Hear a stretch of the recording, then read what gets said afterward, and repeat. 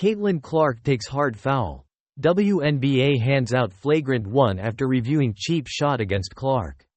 After a league review, the WNBA has upgraded Chennedy Carter's foul on number 1 overall pick Caitlin Clark in the third quarter of the Indiana Fever's 71-70 win over the Chicago Sky on Saturday afternoon to a flagrant 1. Carter will not be fined.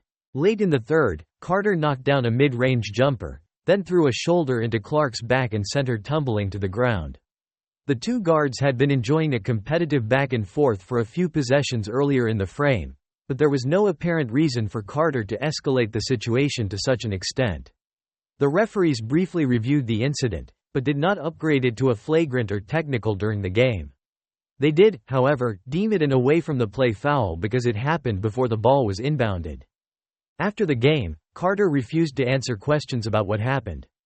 Here's her full exchange with a reporter, Matthew Byrne. Byrne. On the play before bumping in with Caitlin, it seemed like she turned to you a little bit. After. Carter. I ain't answering no Caitlin Clark questions. Byrne. Did she say anything to you? Carter.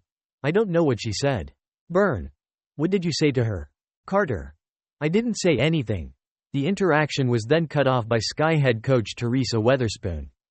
Clark, for her part, called it not a basketball play during her in-game interview between the third and fourth quarters, and didn't have much more to say following the game. Yeah, I wasn't expecting that, Clark said. But it's just like, respond, calm down and let your play do the talking. It is what it is. It's a physical game, go make the free throw and then execute on offense. Feel like that's what we did.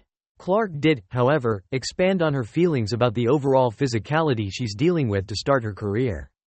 Earlier in the week, she expressed frustration with what she views as a double standard when it comes to contact from opponents.